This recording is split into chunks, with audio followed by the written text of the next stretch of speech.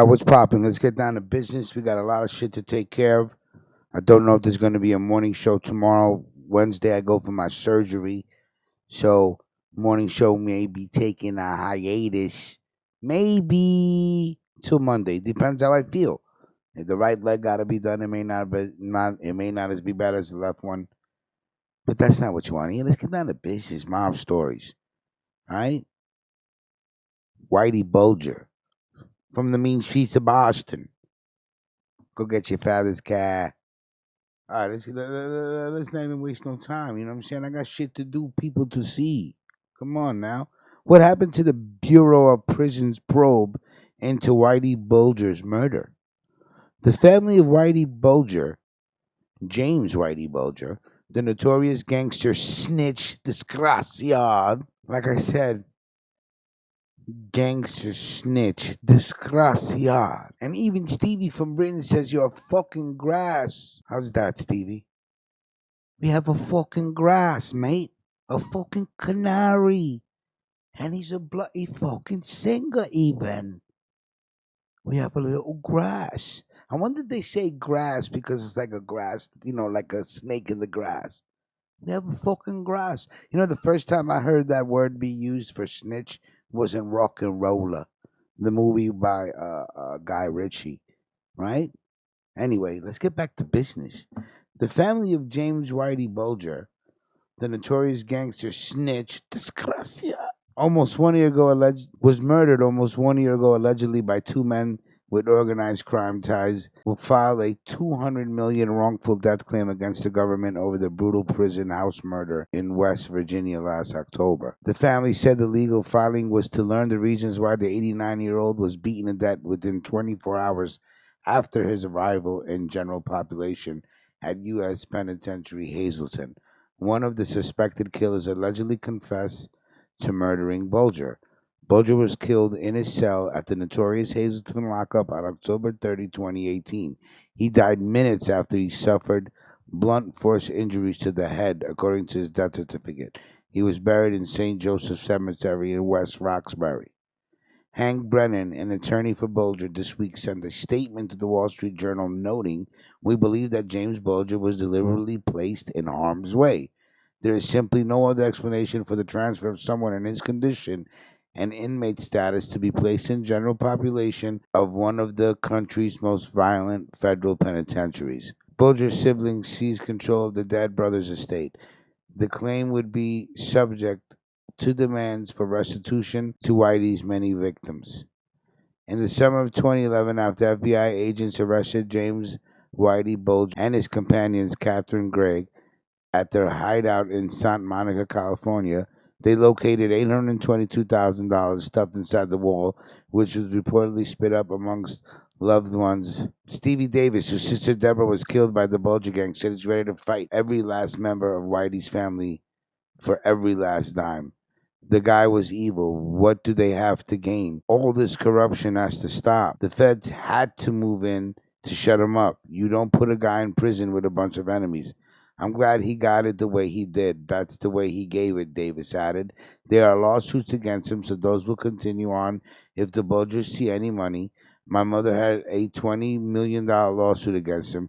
She's dead now, and I'm living my life. If they knock on my door with anything, I'll take it, but the other families do deserve that money. After his arrival at Hazleton, Bulger had less than 11 hours before his head would be bashed in with a padlock stuffed in a sock in an attack so brutal his eyes allegedly appeared to be gouged out and his tongue sliced off.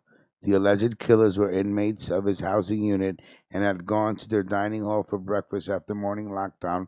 Following that evening, Bulger arrived. Bulger had been placed in his cell at 9:53 p.m.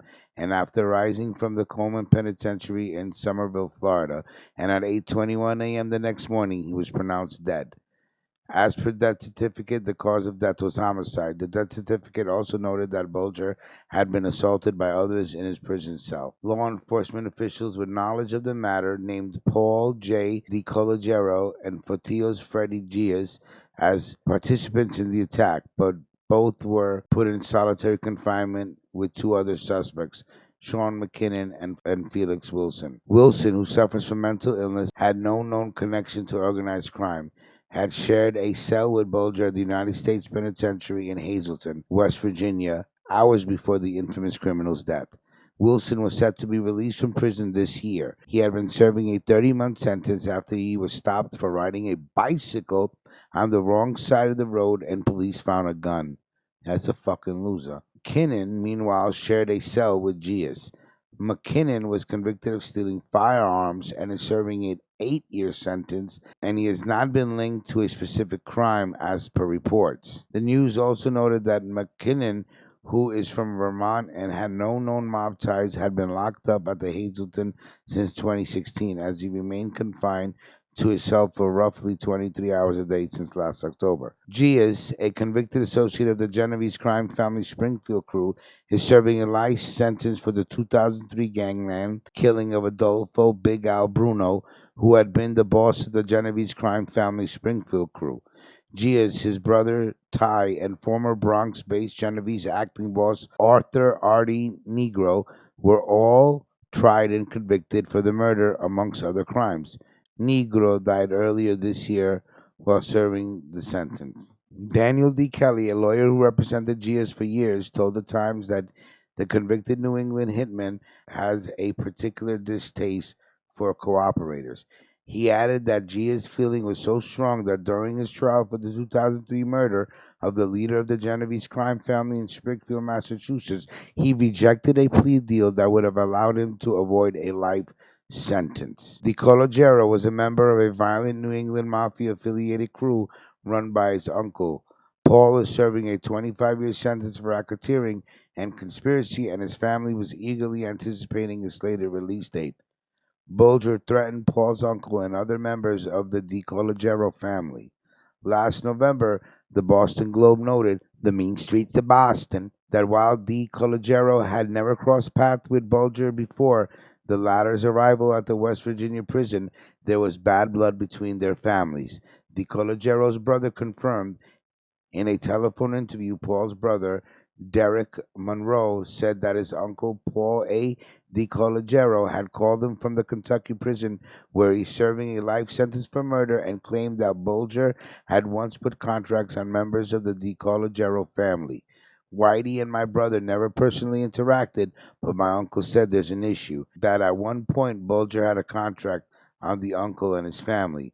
Monroe said, it still doesn't make me think that he had motive to kill him. The DiCologero crew robbed and kidnapped drug dealers and sold drugs and operated extensively in the mean streets of Boston.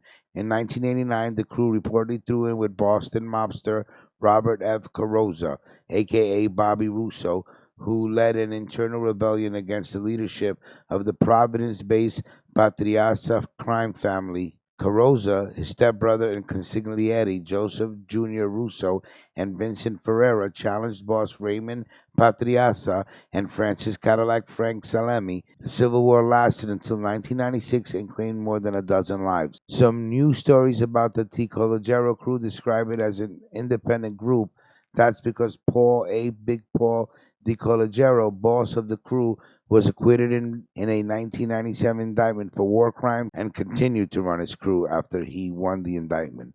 The Ticologero crew was nailed years later for the grisly 1996 murder of Alison Silva, 19, the girlfriend of a crew member. She was strangled and dismembered because of the concern that she knew enough to provide devastating testimony about the crew's criminal activities.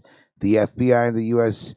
Attorney's Office of the Northern District of West Virginia reportedly conducted an investigation into Bulger's killing. When the joint FBI probe is finished, the Justice Department Inspector General Office was to investigate the Federal Bureau of Prison staffers involved in the transfer. Presumably, that probe remains ongoing. The Federal Bureau of Prisons didn't respond to media seeking comment on Bulger. Let's get it real, right? They put Whitey there on purpose because they knew he was going to get touched. Who gave the order? Who had the power to do that? That's what was done. Come on, man. You think these fucking COs don't get paid? Great article. Salute to everybody. Have a good evening. Like, comment, share, subscribe. All right. And again, very, very dope article. written by Ed Scarpo himself. So salute to everybody over there. See you guys soon. Peace.